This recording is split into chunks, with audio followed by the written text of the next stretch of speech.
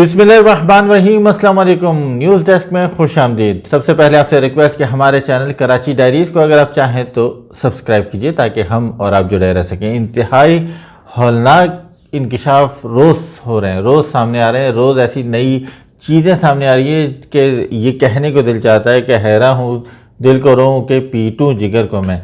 ایک واقعہ تھا مینار پاکستان واقعہ، مینار پاکستان پر ٹک ٹاکر عائشہ اکرم کے ساتھ بدتمیزی بدسلوکی کا واقعہ، اس کے اوپر پورے معاشرے میں انگلیاں اٹھائی گئیں اور ہم سمیت تمام مردوں پر انگلیاں اٹھائی گئیں۔ لیکن اس واقعے کے اندر پچھلے 4-5 دن سے جو ہو رہا ہے وہ ایک الگ ہی آپ کو اس کی سینیریو نظر آتا ہے، اس کیس کو اس نے پورا بدل کر رکھ دیا ہے۔ تو اس ویڈیو میں ہم کن ٹاپک پر بات کریں گے؟ سب سے پہلے ہم بات کریں گے کہ ریمبو جو اس کیس کا ایک اہم ملزم بن چکا ہے، اس کا جو وہ گرفتار ہے اور جیل سے بھی اس کا جانور بے لگام ہے۔ نمبر 2 پر ہے عائشہ اکرم، یہ جو ٹک ٹاکر تھی، اس کی پارسائی کا بھانڈا کیسے پھوٹا۔ اور تیسرے نمبر پر ہے جناب کہ اقرار الحسن جو سوشل ورکر بھی ہیں، نیوز اینکر بھی ہیں اور پروگرام اینکر بھی ہیں، انہوں نے پوری قوم سے معافی مانگ لی ہے، لیکن باقی لبرلز کا ہیں۔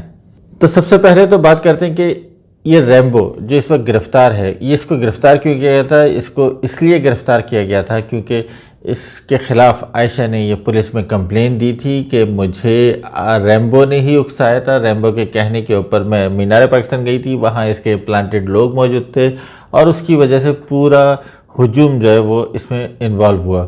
اس انکشاف کے بعد پولیس نے ریمبو کو گرفتار کر لیا۔ اچھا، ریمبو نے گرفتاری کے اگلے دن میڈیا سے بات کی اور جیل کے اندر بھی اس نے بات کی، اور کہ ہم جو ہے یہ ایک لڑکی کے چاہنے کے بغیر کچھ نہیں ہو سکتا۔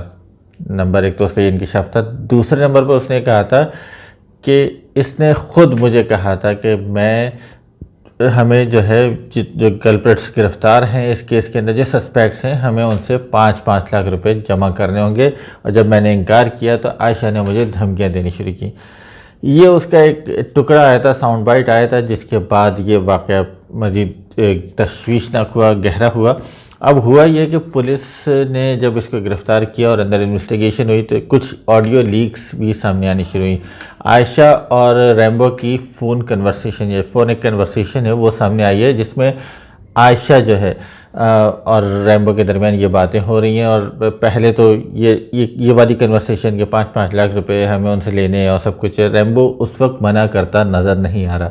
ایک اور اسی کلپ کے اندر ایک اور ٹکڑا جوڑا ہے جس سے یہ ظاہر ہوتا ہے اس آڈیو کی ٹون سے اور جو آواز کا لیول ہے کہ یہ آڈیو الگ وقت میں ریکارڈ کی گئی، اور اس آڈیو کے اندر، اس بات چیت کے اندر ریمبو اس کو یہ کہہ رہا ہے کہ میں یہ ویڈیوز جو ہیں تمہاری بھیج دوں گا، یعنی کہ ریمبو اس کو بلیک میل کر رہا ہے۔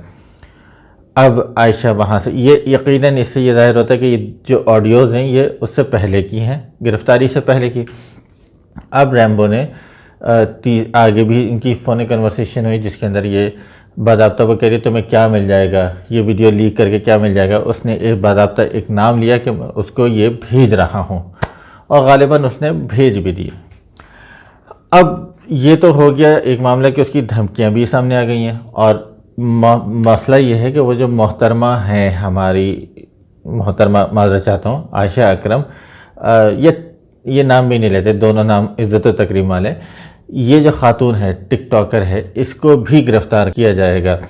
پولیس اس کے اوپر باضابطہ کام کر رہی ہے کیونکہ ریویلیشنز ایسی ہو رہی ہیں، ایسی چیزیں ریویل ہو رہی ہیں کہ یہ خود بھی ملوث ہیں، اور خاتون کا جو کام تھا وہ سامنے آ چکا ہے۔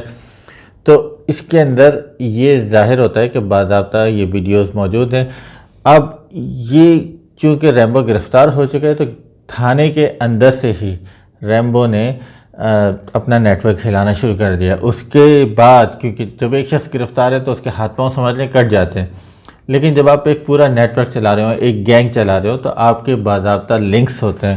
اس لنک کے تھرو اب ہوا یہ ہے کہ عائشہ اکرم کی اور ریمبو کی انتہائی خطرناک ویڈیوز جو ہیں وہ اس وقت سامنے آ رہی ہیں۔ یہ ویڈیوز جو ہیں وہ خطرناک ہیں، وہ وائرل ہو رہی ہیں، اور اللہ معاف فرمائے وہ ہم تو اس کو ڈسکس بھی نہیں کر سکتے، لیکن بہرحال یہ ان ویڈیو سے یہ پتہ لگتا ہے کہ یہ معاملہ کس قدر گھٹیا اور گندے لوگوں کا ہے، اور اس کی وجہ سے پورا ہمارے پاکستان پر، ہمارے لوگوں پر، ہماری سوسائٹی کے اوپر انگلیاں اٹھائی جا رہی تھی۔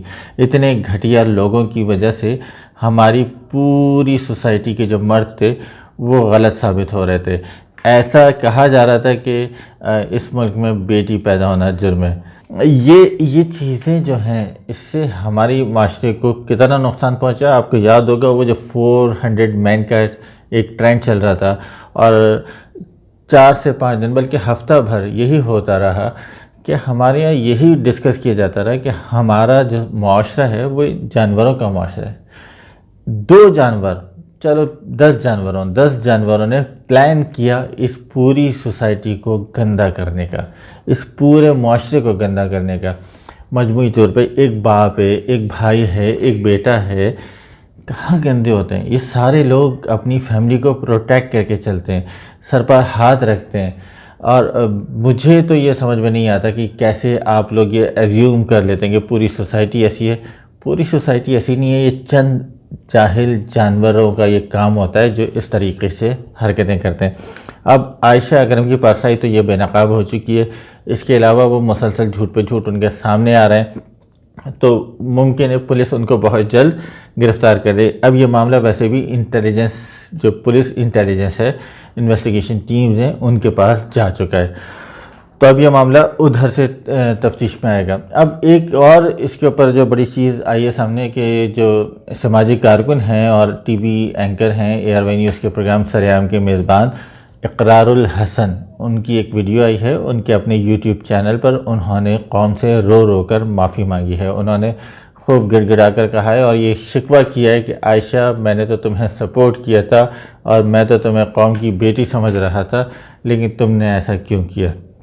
میں غلط تھا، میں معافی مانگتا ہوں، میں غیر مشروط معافی مانگتا ہوں پوری قوم سے۔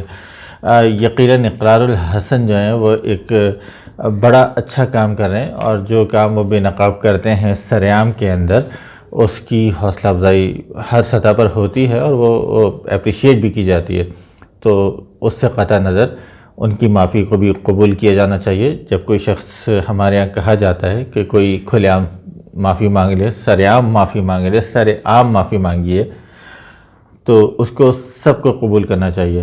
اب سوال یہ اٹھتا ہے، اقرار کے ساتھ ایک موصوف اور گئے تھے، یاسر شامی، وہ خود کہاں ہیں؟ وہ بھی غائب ہیں۔ ان کو بھی چاہیے آ کے معافی مانگ لیں، اس قوم سے معافی مانگیں جتنی جلدی سے ہو سکے، ان کو چاہیے اس لوگوں سے، اپنے معاشرے سے معافی مانگیں۔ اب تیسری بات ہے کہ اس معاملے کے اوپر سب سے زیادہ جو لوگ اچھل رہے تھے وہ تھے لبرلز، جن کو ہم خونی لبرلز کہتے ہیں، دیسی لبرلز کہتے ہیں۔ یہ جو لبرلز ہیں یہ ہمارے مذہب کو، ہمارے معاشرے کو خراب کرنے میں، انگلی اٹھانے میں 1% بھی کوئی چانس نہیں دیتے، 1 سینٹی میٹر بھی چانس نہیں دیتے، یہ ہر موقع پہ انگلیاں اٹھاتے ہیں۔ تو ایسے لبرلز آج کون سے بلوں میں دبک کر بیٹھ چکے ہیں؟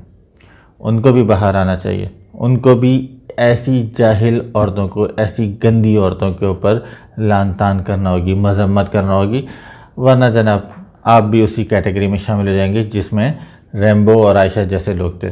فی الحال ایک خبر یہ آئی ہے کہ عائشہ نے ایک درخواست دی ہے پولیس کو کہ اس کو قتل کی دھمکیاں دی جا رہی ہیں، اور وہ دھمکیاں دے رہے راولپنڈی کا ایک اور ٹک ٹاکر ہے جس کا نام ہے علیشہ اس کو دھمکی دے رہی ہے۔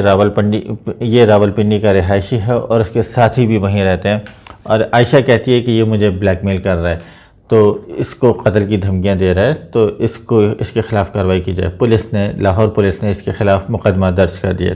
آگے کیا ہوتا ہے اللہ کرے کہ یہ سارے داغ دھل جائیں ہماری سوسائٹی سے۔ اپنی دعا میں بہت یاد رکھیے گا۔ کراچی ڈائریز کو ایک دفعہ پھر ریکویسٹ، سبسکرائب کیجئے۔ بہت شکریہ۔